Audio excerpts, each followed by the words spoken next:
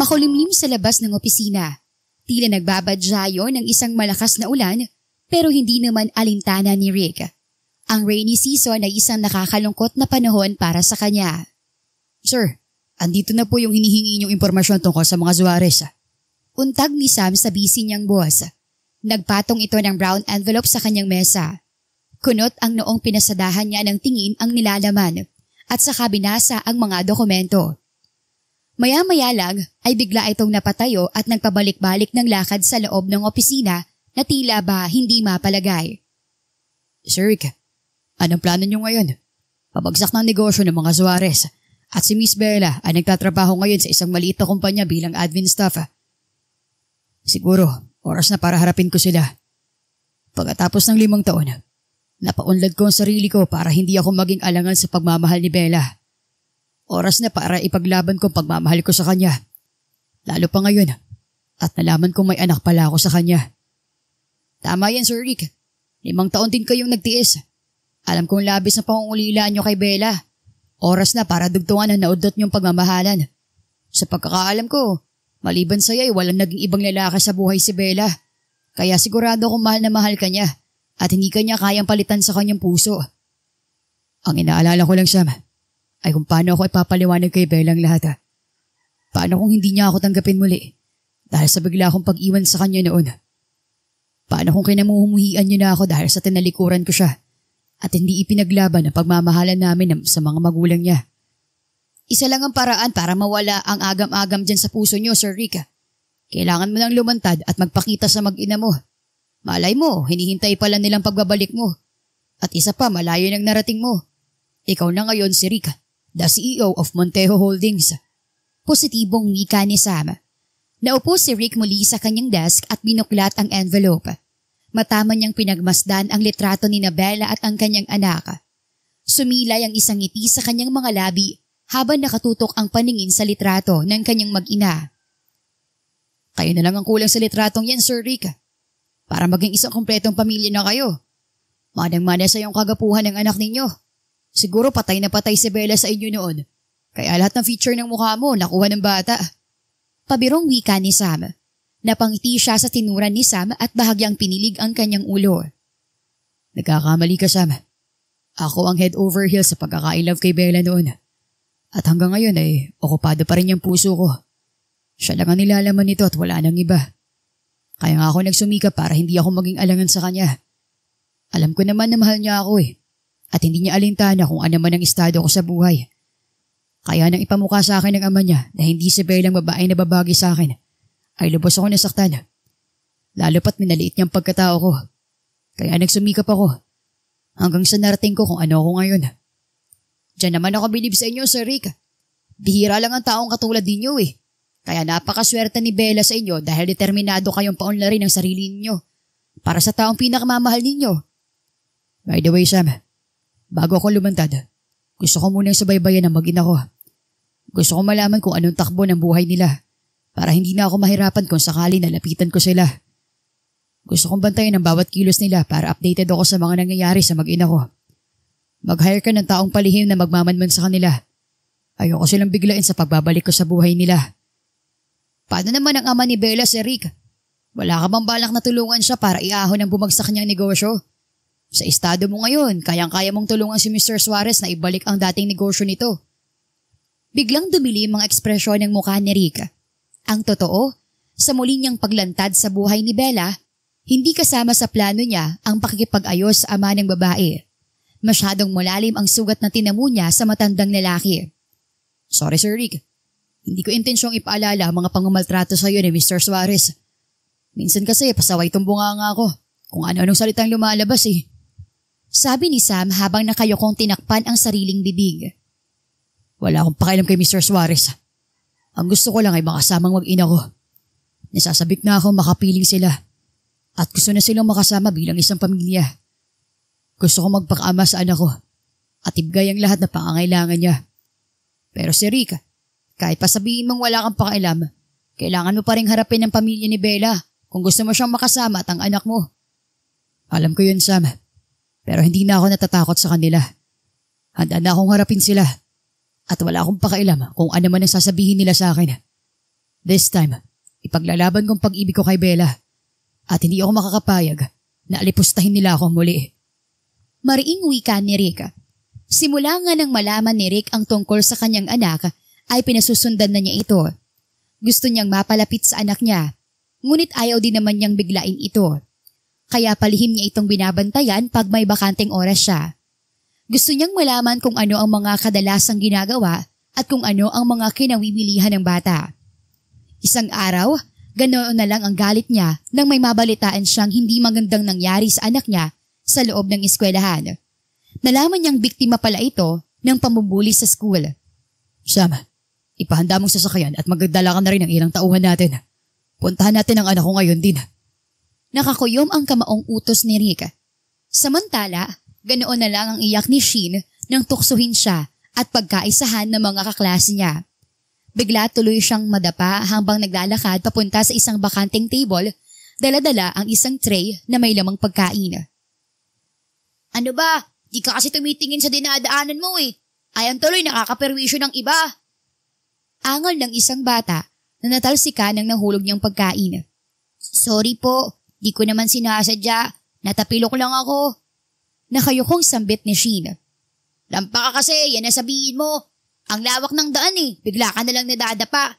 Siguro lampa din ng tatay mo at doon ka nagmana sa kalampahan mo. Nakaismid pang asik nito kay Sheen. Hindi totoo yan. Hindi ako lampa. Nadapa lang ako at saka hindi lampa ang daddy ko. Humihikbing wika ni Sheen habang hinihimas ang nasaktang tuhod. Hindi daw. Lampa din ang daddy mo eh. Kaya nga hindi kanya pinupuntahan dahil isa siyang malaking lampa. Wika ng isa pang bata saka humalakhak ng malakas. Pinamulahan si Sheen ng muka. Nilibot niya ang paningin sa paligid at nakita niyang halos lahat ng mga bata doon ay nakatingin sa kanya.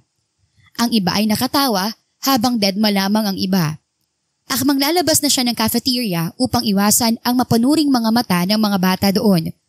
Nang biglang pumasok ang isang teacher at nakita na pinagtatawanan siya ng ibang estudyante.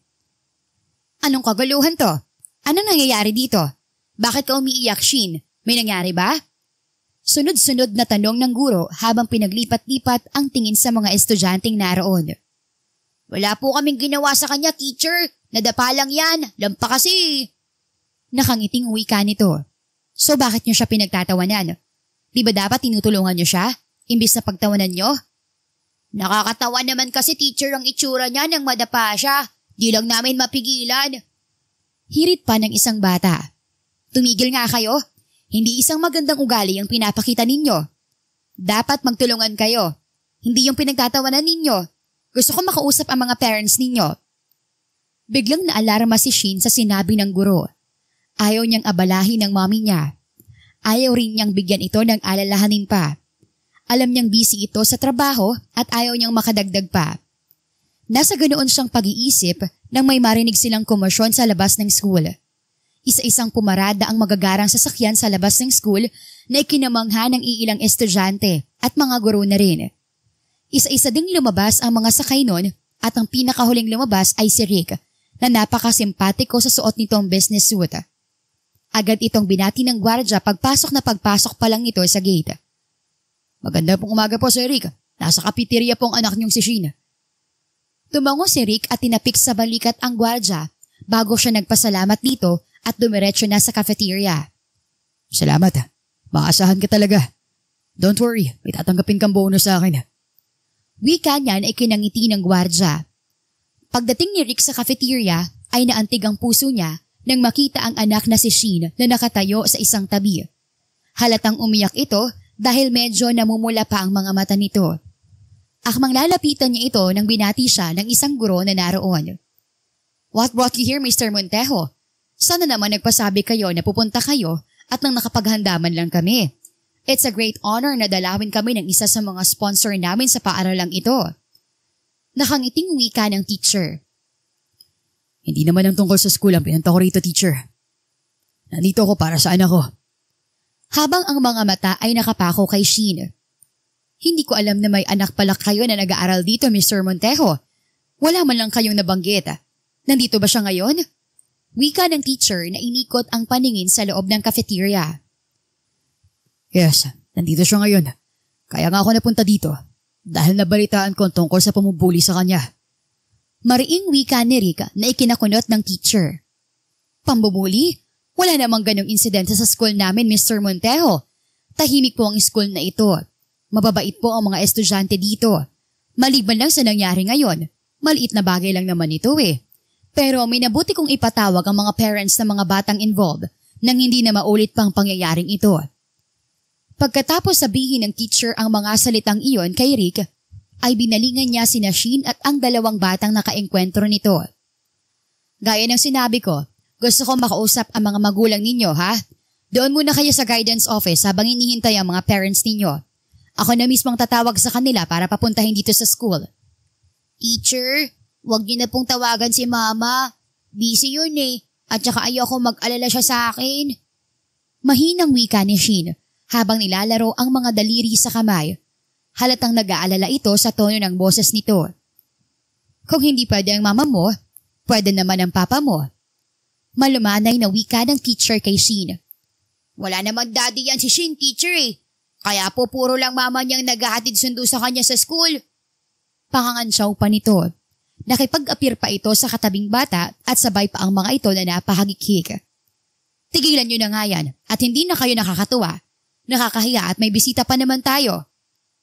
Saway ng teacher sa dalawang bata na ikinatahimik ng mga ito. It's okay, Shin. Hindi mo na kailangan tawagan ng mama mo. Nandito naman ako. Ako nang bahala sa'yo. Wika ni Rick sabay lapit sa anak at marahang tinapik ang balikat nito. Gustong-gusto niya itong yakapin at pupuwi ng halik sa pisngi. Gusto niyang ipadama dito ang kanyang pananabik, ngunit pinigilan niya ang kanyang sarili. Ayaw niyang mabigla ito sa biglang paglitaw niya sa buhay nito. Kilala mo si Shin, Mr. Montejo? Huwag mong sabihin siya ang anak mo. Curious na tanong ng guro. Tiningnan muna ni Rick ang reaksyon ni Shin sa sinabi ng teacher. Napaangat bigla ang ulo at may pagtatanong ang mga mata na tumingin sa kanya. Nginitian niya ito bago nagsalita. Yes, Shin here is my only son and my only heir. May pagmamalaking bigkas ni Rick na ikinalaki ng mga mata ni Shin. Nako, Mr. Montejo, hindi namin alam na anak mo pala si Shin. Kayo po ang papa ni Shin? May pagkamangha sa boses nito na tila ba hindi makapaniwala. Si Shin naman ay matamang nakatingin sa kanya. Namilog ang mga mata at halatang nasurpresa sa kanyang sinabi. Daddy, kayo po ang daddy ko? Ibig sabihin bumalik na po kayo at hindi niyo na po kami iiwan pang muli ni Mama? Yes anak, bumalik na ako at hindi ko na kayo iiwan ng mama mo. Madamdaming wika niya sa anak sa bayakap dito. Mabuti pa Mr. Montejo, doon muna kayo sa office para makapag-usap kayo ng mabuti ni Shin. Mukha kasing sabik na sabik kayo sa isa't isa. Wika ng nakangiting guro. Tumalima naman sila at sumunod sa guro na nauna nang lumakad patungo sa office nito. Nakatanga naman ang ibang estudyante na nakasunod ng tanaw kina Shin at sa ama nitong si Rick na magkahawak ang kamay habang naglalakad. Nang makarating na sila sa opisina, ay doon na niyakap ng mahigpit ni Rick ang anak. Nagumanti rin ng mahigpit na yakap sa kanya. Lubhang masaya siya dahil sa mainit na pagtanggap ng anak niya sa kanya.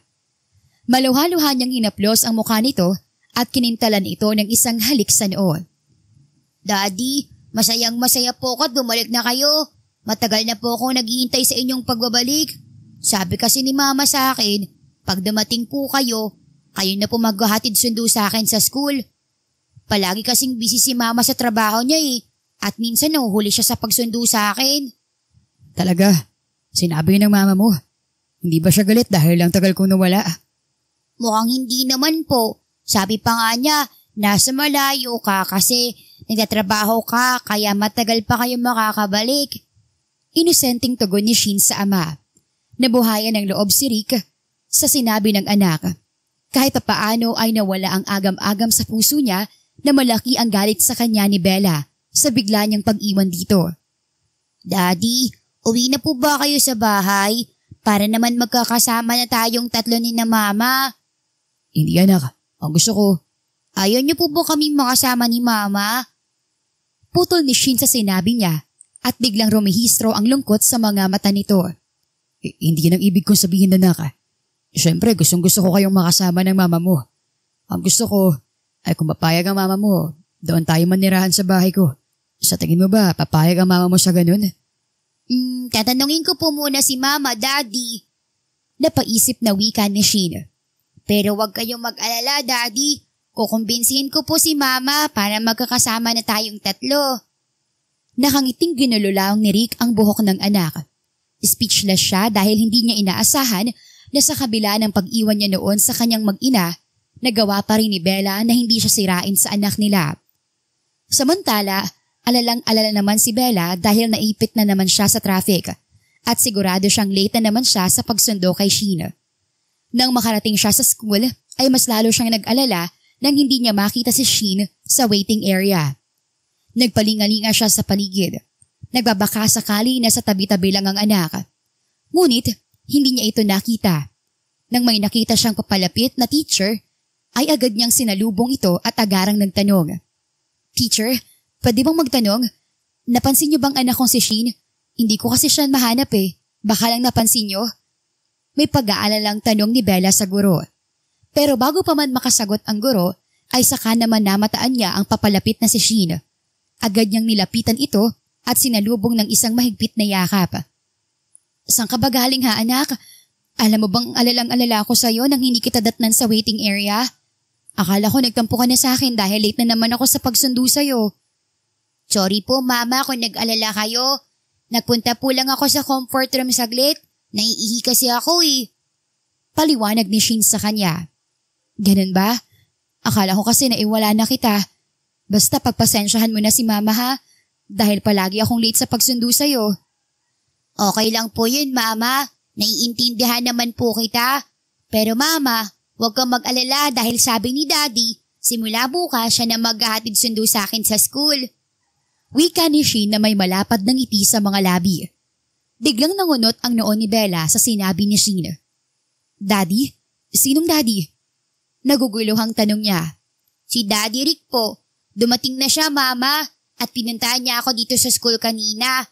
At sabi niya sa akin, hindi na daw po siya aalis at magsasama na tayong tatlo.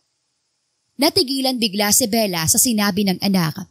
Binundol ng kaba ang kanyang dibdib at tila mahuhulog ang puso niya. Si Rick na biglang naglaho sa buhay niya noon at ngayon ay bigla na lang ding sumulpot na parang kabute at pinuntahan pa ang anak niya sa school. Paano niya nalaman ang tungkol sa anak namin? Ano bang plano niya? Bakit siya bumalik? Hindi ako makakapayag na guguluhin niya muli ang buhay ko at ng anak ko. Mariing bulong ni Bella sa kanyang sarili. Hanggang makauwi na sila ng bahay ay hindi pa rin mawala sa isip ni Bella ang sinabi ng anak. Dama niya ang kasiyahan sa kilos at pananalita ni Sheen habang nagkukwento ito tungkol kay Rick. Baka sa mukha ng anak ang saya na ikinatuwa naman ng puso niya. Mahal na mahal niya ito, ngunit paano niya ipapaliwanag dito ang sitwasyon nila ni Rick? Galit siya kay Rick at hindi niya alam ang gagawin pag nag-cruise ang landas nilang muli. Masyado siyang nalugmok nang iwanan siya ni Rick nang walang paalam. Ipinaglaban pa niya ito sa mga magulang niya. Ngunit sa bandang huli ay bigla na lang siyang binitawan nito na wala man lang pasabi. Bakit ka pa bumalik? Gayong naghilom ng sugat sa puso ko at maayos na kami ng anak ko. Piping usal ni Bella habang pinagmamasdan ng anak na mahimbing na natutulog sa kama. Kinaumagahan, habang abala si Bella sa kusina, ay pumasok si Sheen na naghaham ng isang kanta. Aba, mukhang maganda yata ang gising ng anak ko ah. Nakangiting wika niya rito habang inaayos ang baon nito sa lunch bag. Siyempre naman po mama, kasi sabi sa akin ni Daddy susunduin niya ako at siya na maghatid sa akin sa school. Di ba mama, yan din ang sinabi mo sa akin noon? Na pagdating ni Daddy ay siya na maghatid sundo sa akin sa school para makita ng mga klase ko na may daddy ako at hindi na nila ako tutuksuhin pa. Biglang napatigil si Bella sa ginagawa at napatingin sa anak. Sinabi ba yan ng daddy mo? Pupunta siya ngayon dito sa bahay at susunduin ka? Opo mama, binigay kong address natin kahapon kay daddy para alam niya kung saan tayo nakatira. Biglang naalarma si Bella at medyo nataranta sa sinabi ng anak. Hindi pa siya handa na makitang muli si Rick. Hindi niya alam kung paano niya ito kakausapin sa harapan ng anak nila. Ayaw niyang makita ni Shin ang galit niya sa ama nito. Ayaw niyang masira ang magandang emosyon ni Shin patungkol sa ama nito. Nasa ganoon siyang pag-iisip nang may marinig siyang bosina ng sasakyan sa labas ng gate nila. Mama, nandyan na po yata si Daddy at sinusundo na tayo. Masiglang wika ni Shin sabay lapit sa kanya at hinila ang kamay niya. Inakay siya nito palabas ng bahay nila papunta sa nakasaradong gate. Para siyang robot na nakasunod lamang sa anak. Natinag lamang siya nang buksan ni Shin ang gate at bumungad sa kanya ang figura ng isang lalaki na minsan ay minahal niya ng lubos. Si Ricardo Montejo, ang kanyang unang pag-ibig at ang ama ni Shin. Good morning, Daddy! Masiglang bati ni Shin sa ama at kumapit agad ito sa bisig ni Rick. Good morning ding anak. Ganting bati ni Rick at agad binuhat ang anak at hinalikan ito sa pisngi. Si Bella naman ay blanko lamang ang muka na nakatingin sa mag-ama. Masaya siya para sa kanyang anak. Ngunit may puot sa puso niya para kay Rick. Nang ibaba ni Rick si Shin ay may alinlangan itong lumapit sa kanya. Hindi niya alam kung aatras ba siya o tatalikuran niya ito. Ayaw niyang makita ni Shin ang tensyon sa pagitan nila ng ama nito, kaya minabuti niyang harapin ito. Kamusta? Parang may bara sa lalamunang bigkas niya. Ayaw niyang tingnan ito ng diretsyo at salubungin ang mga titig nito. Bumalik na ako, Bella. At hindi na ako aalis pa. Ah, ganun. Akala mo ba ganun lang kadali yun? Matapos mo kong iwan sa ere, ay bigla ka na lang susulpot at presto? Okay lang agad ang lahat na para bang walang nangyari? Ibang klase ka rin, Ricardo Montejo. Hiyaw ng isip ni Bella na hindi niya pwedeng sabihin dahil ayaw niyang marinig ng anak nila ang gusto niyang sabihin sa magaling na ama nito. Narinig mo yun, Mama? Hindi na ulit aalis si Daddy. Hindi niya na tayo iiwan pang muli. Masayang wika ni Shin sa kanya. Oo anak, dinig ko. Ano, masaya ka ba dahil nandito ng daddy mo? Yes, Mama. Masayang masaya. Matagal ko ng pangarap na makasama si Daddy. At ngayong nandito na siya, ay masayang masaya na ako. Nabuti naman kung ganon.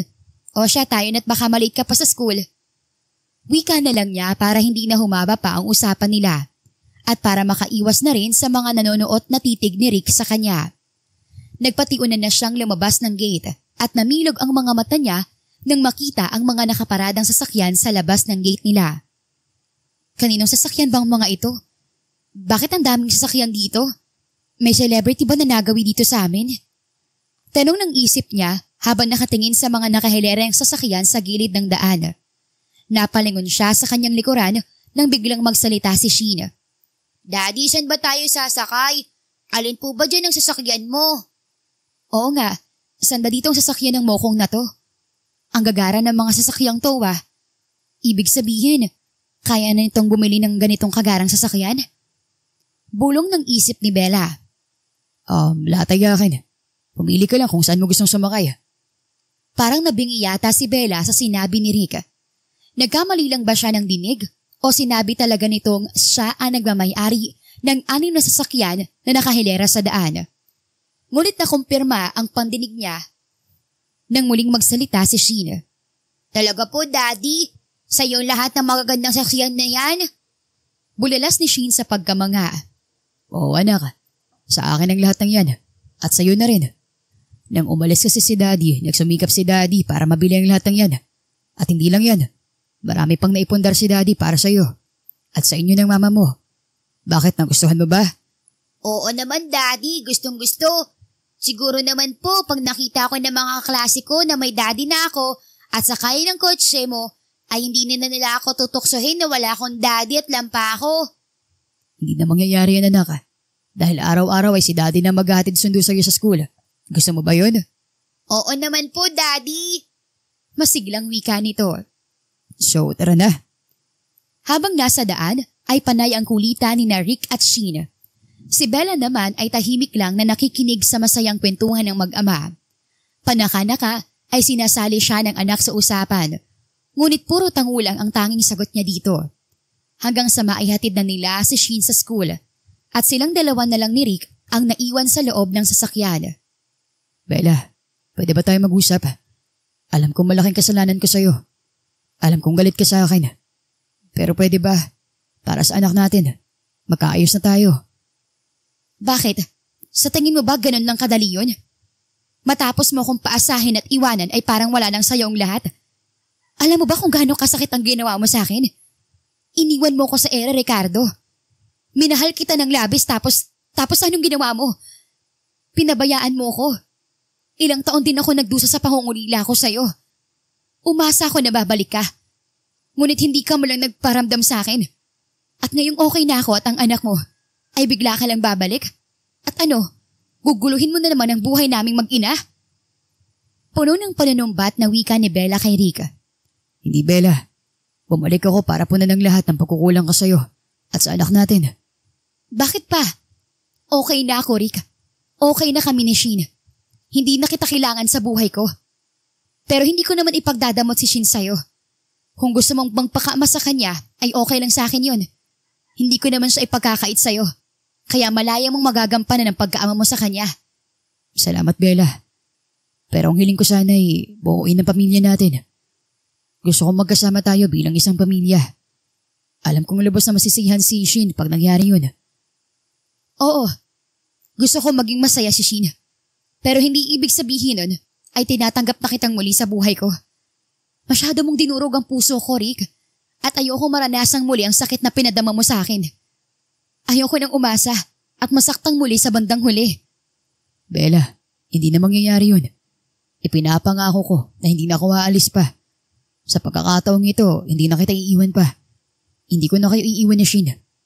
Mananatili ako sa tabi ninyo hanggang sa huli. Mahal ko kayo, Bella. At ayoko nang mawalay pa sa inyo. Ah, mahal? Ayoko nang marinig ang salitang yan sa'yo, Rick.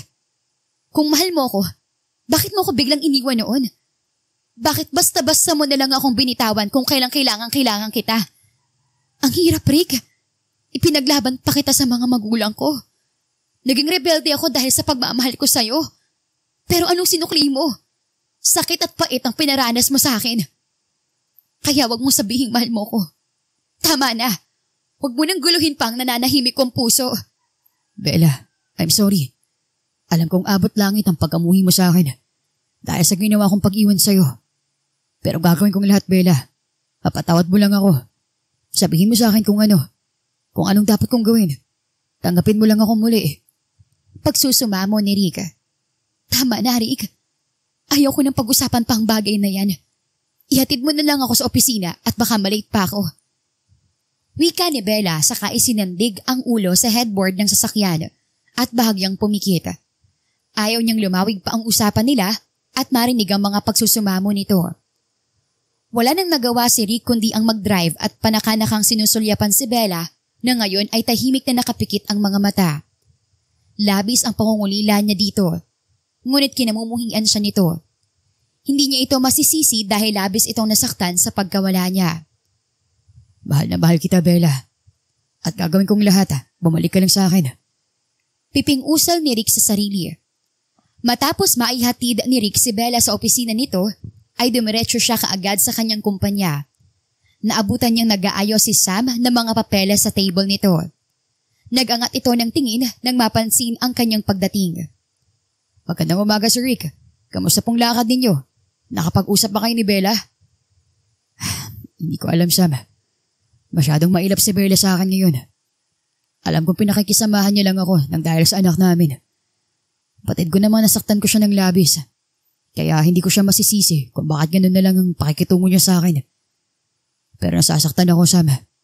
Nasasaktan ako kapag nakikita ko ang puot sa kanyang mga mata. Kapag tumitingin siya sa akin. Ganun talaga, Sir Rick. Siguro bumabalik sa kanyang alaala ang inyong nakaraan. Pag nakikita ka niya at umabalik din ang sakit. Pero pasasaan ba't lalambot din ang puso nun?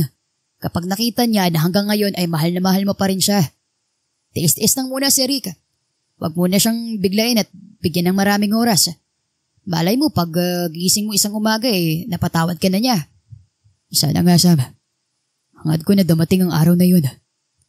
Wika ni Rick na bakas ang lungkot sa kanyang mga mata. Samantala, nasa opisina na si Bella, ngunit parang lutang pa rin siya. Hindi niya nagagawa ng maayos ang kanyang trabaho dahil ginagambala ni Rick ang utak niya. Bigla-bigla na lang itong pumapasok sa isip habang nasa kalagitnaan siya ng kanyang ginagawa. Bakit ba ayaw mo kong tantanan? Wala sa loob na nais sa tinig niya na nakakuha ng atensyon ng ka-office mate niya. Hoy, sino ba yung kaaway mo? Bakit may nangungulit ba sa'yo? Ano, isa ba sa manliligaw mo? Naiintrigang tanong nito. Hindi, wala. Wag mo na lang akong pansinin. Mag-focus ka na lang dyan sa trabaho mo at baka makita pa tayo ni boss na nag-uusap masita pa tayo. Eto naman, nagtatanong lang eh. Isa pa, wala naman si boss. May oras pa tayo magtsikahan.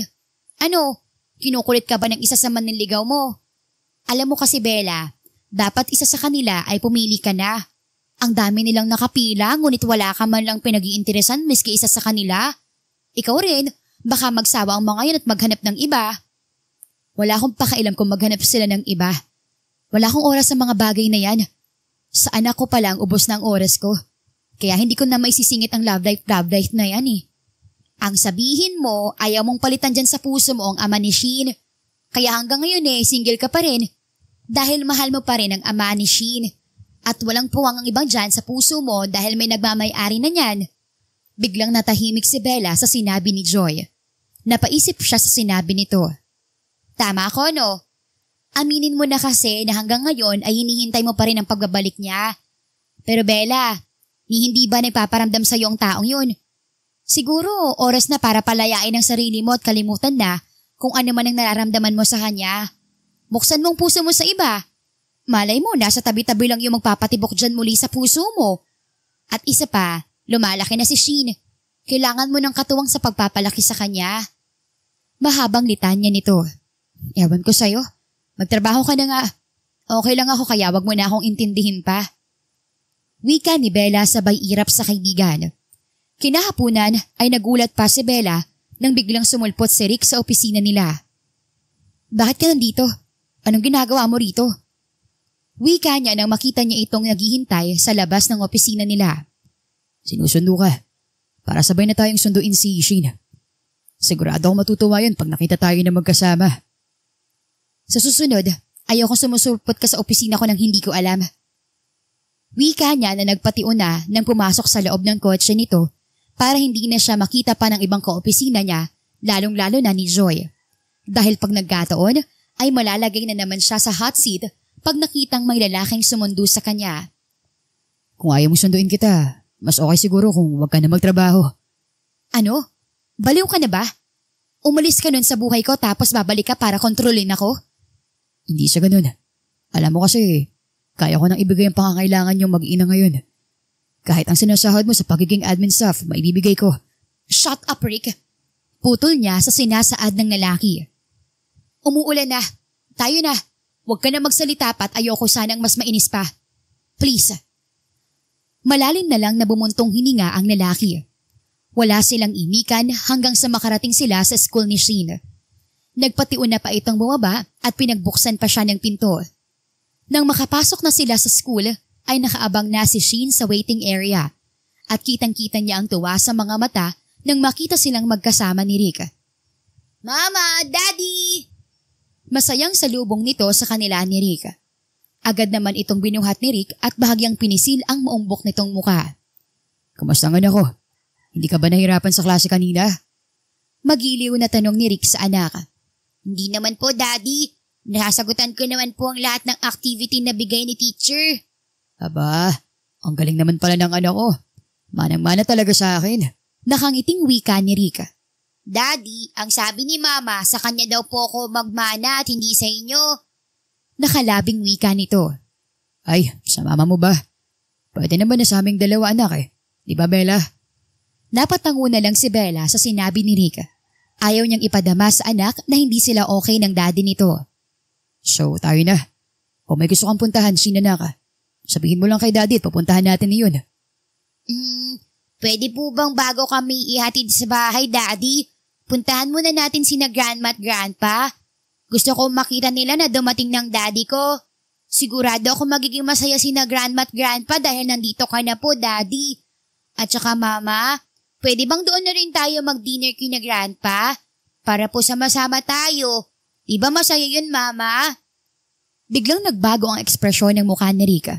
Gumalaw ang mga panga nito na hindi nakaligtas sa paningin ni Bella. Nang magtama ang kanilang mga mata ay may naramdamang kakaiba si Bella kay Rick. Nag-iwas ito ng tingin at saka magiliw na binalingan ng anak. Oo naman anak, pwede. Tanungin muna natin ng mama mo kung okay lang sa kanya. Baka kasi pagod na si mama at gusto na magpahinga eh. Sige na mama, pumayag ka na po. Weekend naman po bukas at walang pasok eh. Pangungumbinsi ni Sheen kay Bella. O sige, basta mag-behave ka doon ha at huwag kang malikot, okay?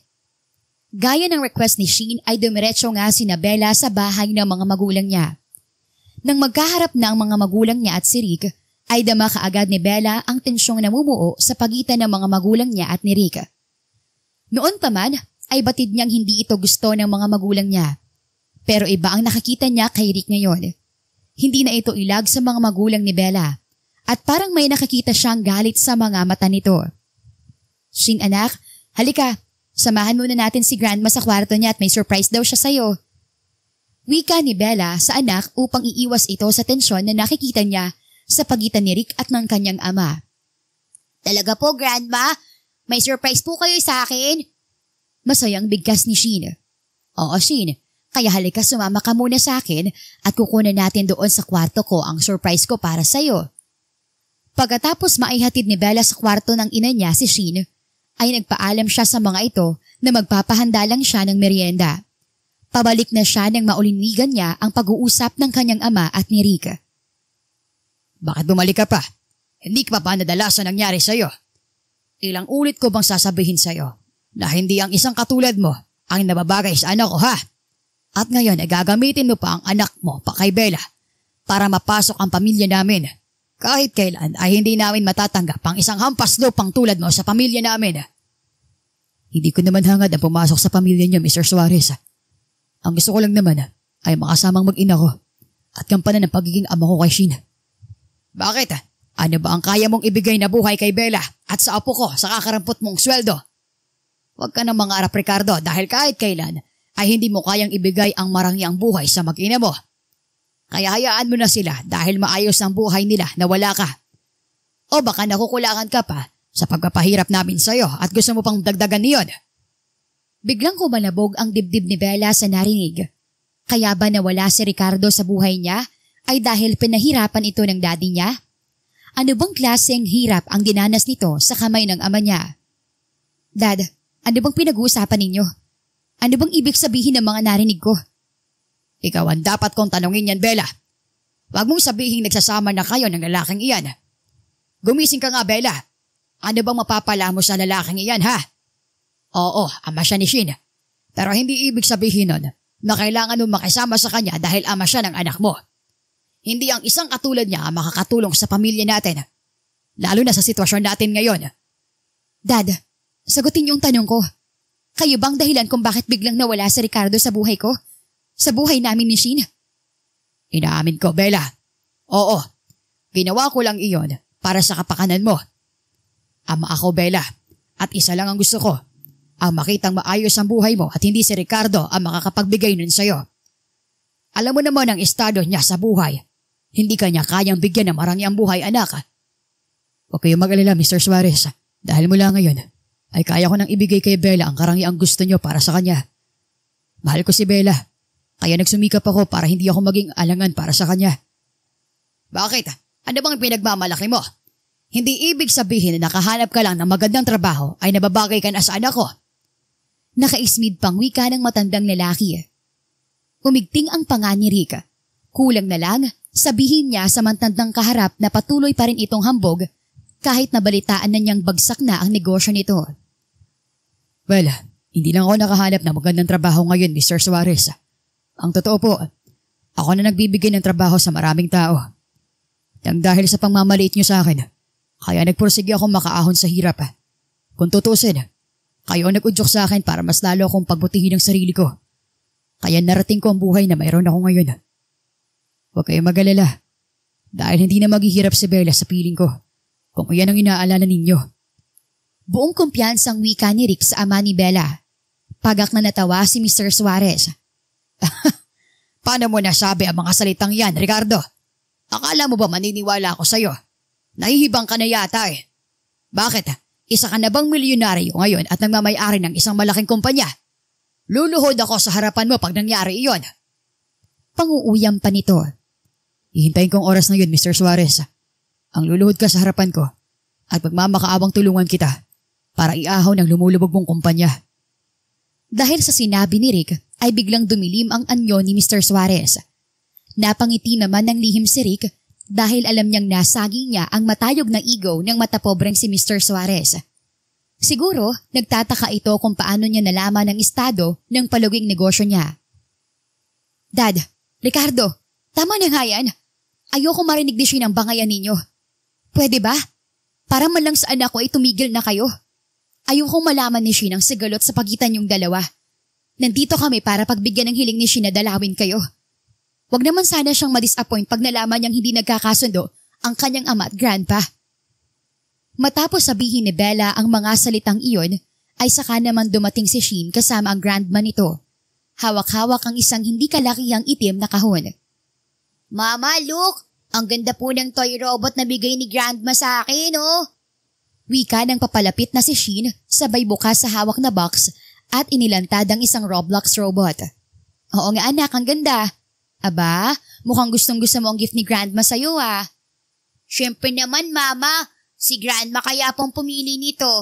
Oo nga po pala, Grandma, Grandpa. Ngayong bumalik na si Daddy, pwede bang mag-celebrate naman tayo? Masaya po kasi ako, sabi ni Daddy, ay hindi na siya aalis pa. Hindi na siya pupunta uli sa malayo at hindi na niya kami uuiwan ulit ni Mama. Nagkatinginan muna ang mga magulang ni Bella. Tila ba nag-uusap ang mga mata bago binalingan si Shin. Oo naman na po, mag-celebrate tayo. Kaya tayo na sa kitchen at baka nakahanda ng dinner natin. Wika ni Mr. Suarez na agad hinawakan ang kamay ni Shin at inakay ito papuntang kitchen. Maayos na natapos ang kanilang hapunan at kitang-kita ni Bella ang saya sa mukha ni Shin. Mabuti naman at hindi na ulit nagpakita ng hindi pagkakaintindihan sina Rick at ang ama niya sa harapan ni Shin. Hanggang sa nagpaalam na sila at nakauwi ng bahay ay suot pa rin ni Shin ang ngiti sa kanyang mga labi. Salamat nga pala ha at pinagbigyan mo siya Shin. Kahit alam kong hindi ka komportable na makita ang mga magulang ko, pumayag ka pa rin. Wala yun Bella. Malaking pagkukulang ko kay Shin. At gusto kong punan ng lahat ng pagkukulang ko na yun. Maging sa'yo o kay Shin man. Wala nang tayo, Rick. Pumayag ako makalapit ka sa akin para magampanan mo ang pagpapakaama mo kay Shin. Naghilom ng sugat sa puso ko at ayoko nang masugatan pang muli. Baka sa pangalawang pagkakataon, mabaliw na ako at hindi ko nakakayanin pang lahat. Hindi na mangyayari yun, Bella. Sa pagkakataong ito, wala na makakapaghiwalay pa sa atin. Mahal kita at gagawin kong lahat para mapatawad mo lang ako at muling ibalik ang dating matamis na pamamahalan natin. Handa na akong harapin ng lahat, Bella. Nakasama ka at ang anak natin. Bakit mo ba kasi iniwan ako noon ng ganun-ganun lang, Ricardo? Oo, alam kong hindi magandang pakikitungo ng mga magulang ko sa'yo. Pero ipinaglaban kita sa kanila. Ipinaglaban kong pag-ibig ko sa'yo. Pero hindi mo malang ako kayang ipaglaban sa kanila. Hindi mo pinandindigan ang pagmamahalan natin. Batid ko naman na mahal mo ko eh. Pero bakit binitawan mo ko? Bakit ka naduwag at basta nalang inabando na ako? Puno ng emosyon at himig pananumbat na saad ni Bella. Sa tagal ng panahon, ngayon pa lang niya na ibuhos ang lahat ng kanyang sama ng loob kay Rick. Hindi niya mapigilang mapaluha nang maalala ang sakit na idinulot ng pag-iwan nito sa kanya. Patawarin mo ko, Bella. Pero hindi ko intensyon na saktan ka. Oo, tama ka. Naduwag nga ako. Pero nasaktan din ako, Bella.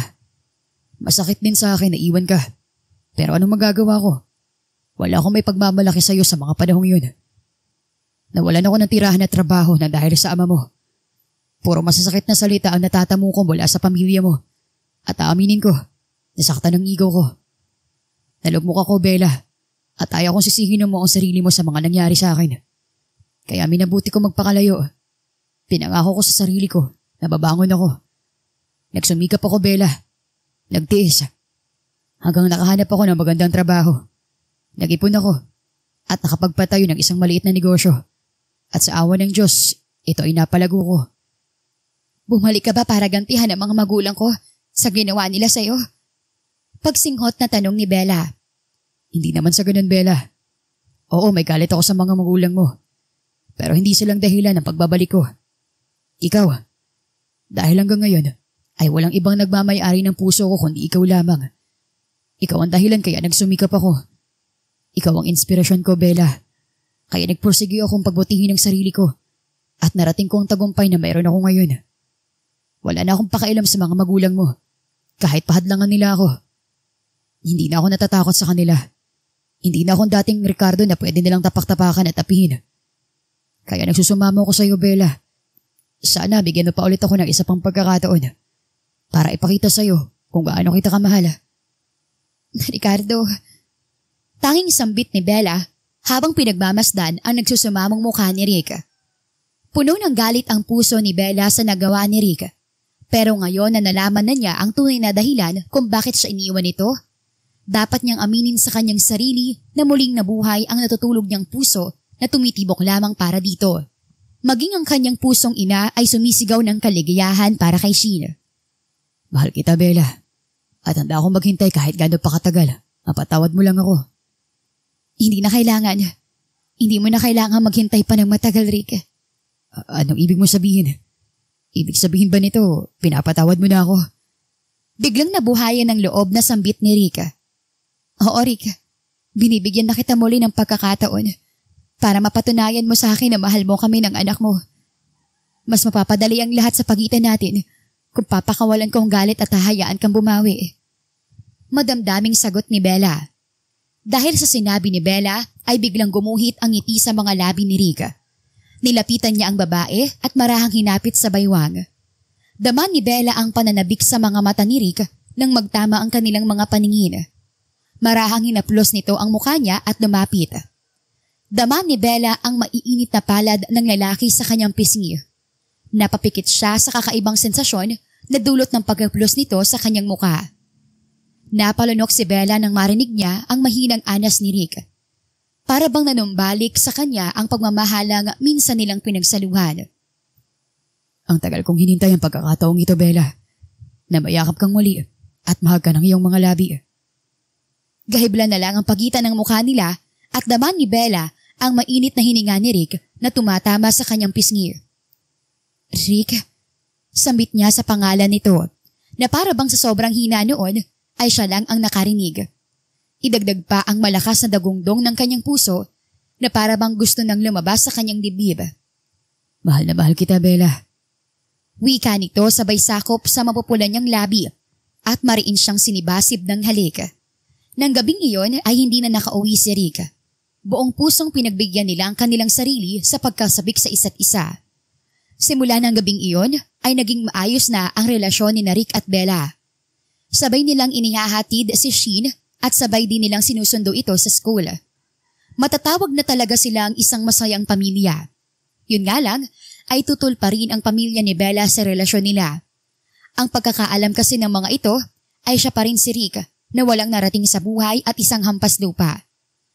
Isang araw, nabalitaan na lang ni Rick na tuluyang bumagsak ang negosyo ng mga magulang ni Bella. At ang malala pa ay kinukuha ng bangko ang lahat ng mga aray-arian ng mga ito kasama ang bahay dahil sa malaking loan na hindi nababayaran sa bangko. Lihim na nagdiwang ang puso ni Rick sa nangyari. Sa isip niya, nararapat lamang iyon sa mga taong mapagmataas at matapobre. Ngayon, mararanasan ng mga ito kung paano ang maghirap at danasin ang buhay ng isang ordinaryong tao. Ngunit hindi maiwasang maapektuhan ni Bella sa mga nangyari sa mga magulang nito. Nakita ni Rick ang lungkot at pagkabahala sa mga mata nito sa gitna ng pananahimik nito. Bella, may dinaramdam ka ba? Isang araw tanong niya rito nang makita ang pagkabalisa sa mga kilos nito. Ano kasi? May pag-aalinlangang sagot nito.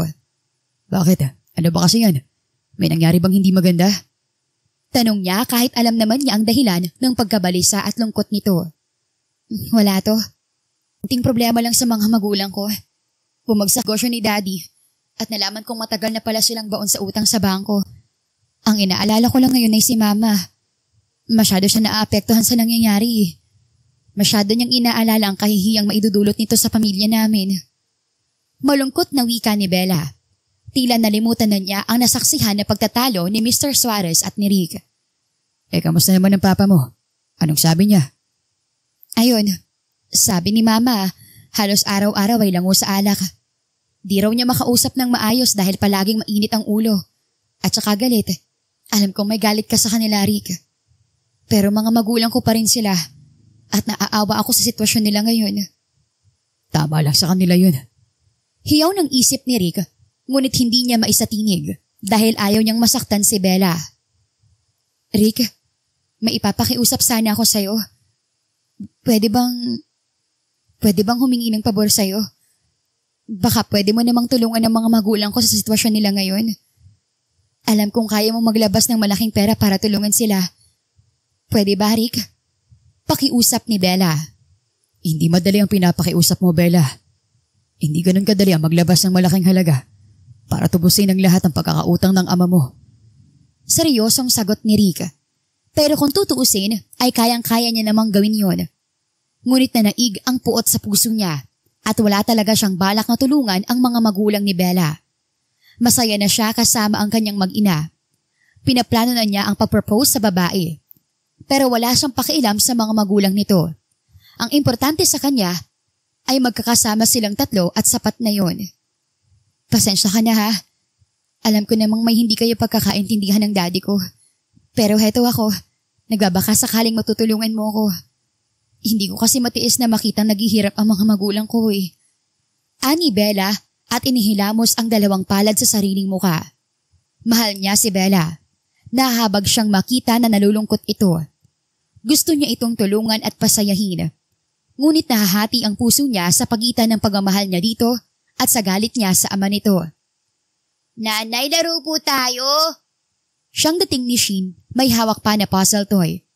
Kumala sa yakap ni Rick si Bella saka umiling. Shin, pwede bang ikaw na munang bahala sa pagbuo ng puzzle mo? Hindi kasi magandang pakiramdam ko eh. Nakakaunawa naman nang umiti si Shin at di na kinulit ang ina. Samantalang si Rick ay kumuyom ang sariling mga kumao.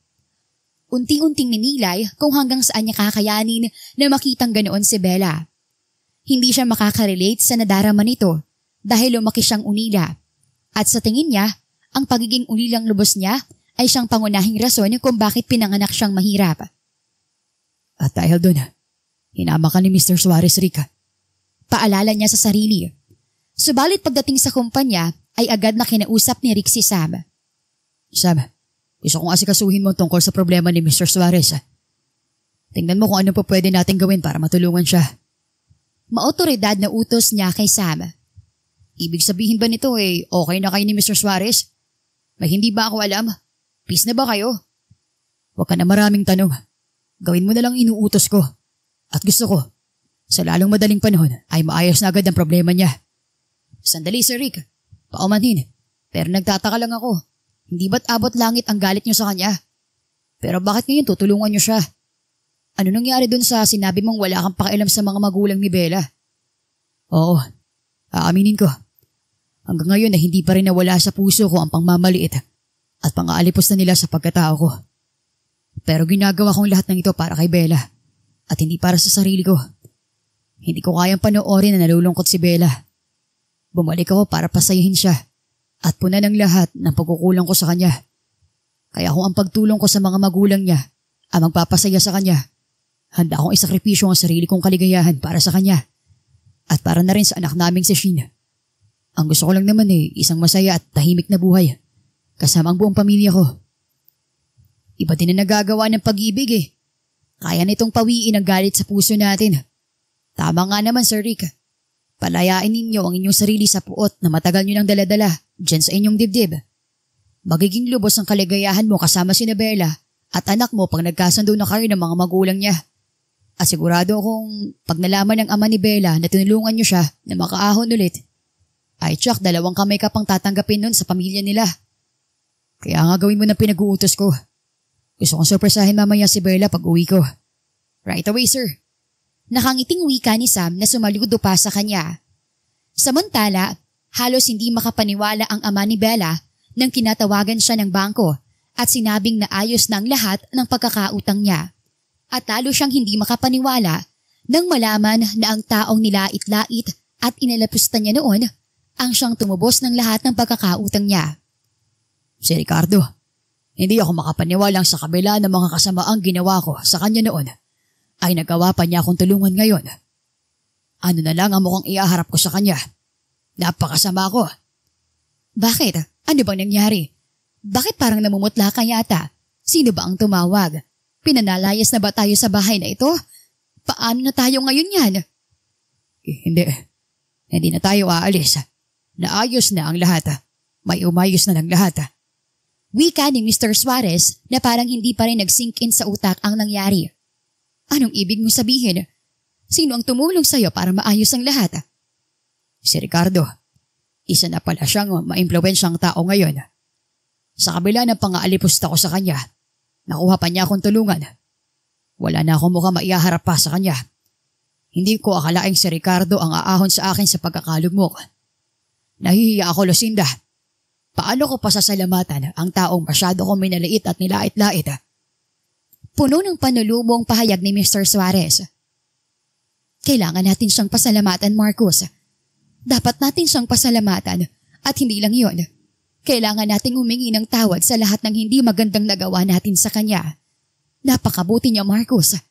Tanggapin natin sa ating mga sarili na nagkamali tayo sa panghuhusga natin sa kanya. Tama ka, Lucinda.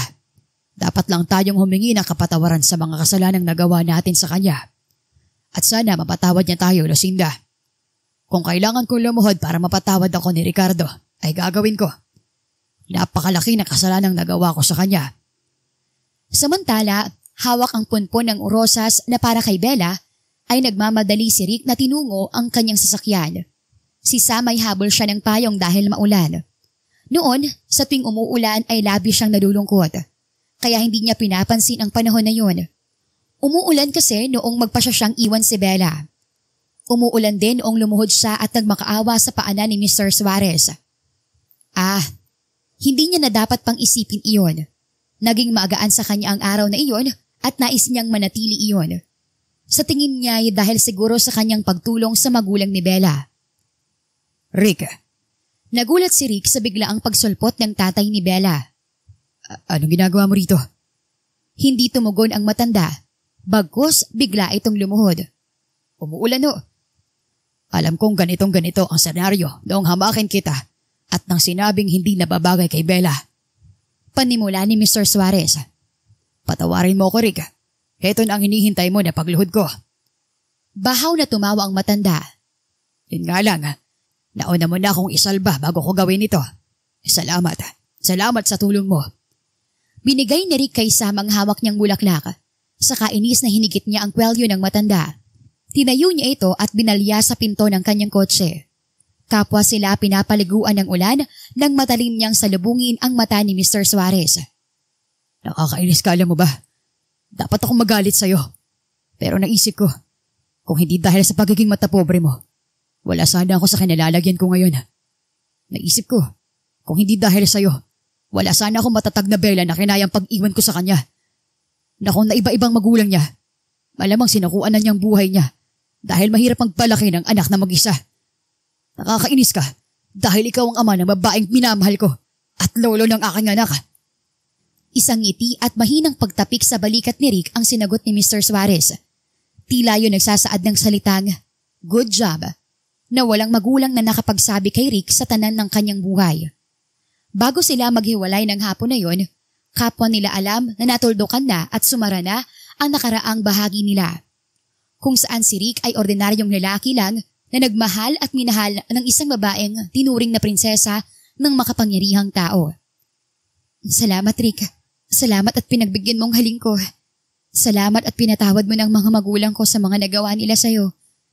Napakaswerte ko at isang tulad mong minahal ko. Mahal na mahal kita, Rick. Mahal na mahal ko kayo ni Sheena. Wika ni Bella habang nakasandig sa dibdib ni Rick, samantalang nakapulupot naman ang kamay ni Rick sa kanyang baywang. Nasa balkonahe sila ng bahay ni Rick at nanood kina Sheena na nagtatampisaw sa pool kasama ang mga magulang niya.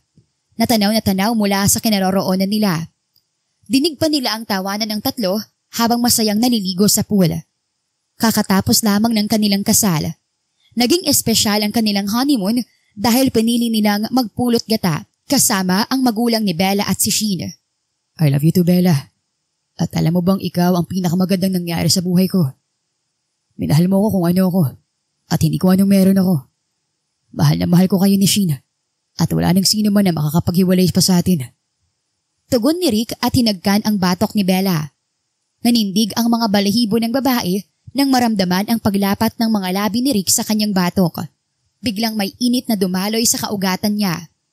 Rick, mahinang anas niya.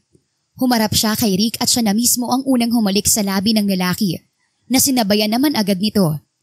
At sa muling pagkakataon, muli nilang ipinadama ang pagmamahal nila sa isa't isa. Tunay ngang sadyang makapangyarihan ang pag-ibig at tunay ngang ang pagpapatawad ay nangangailangan ng pag-ibig.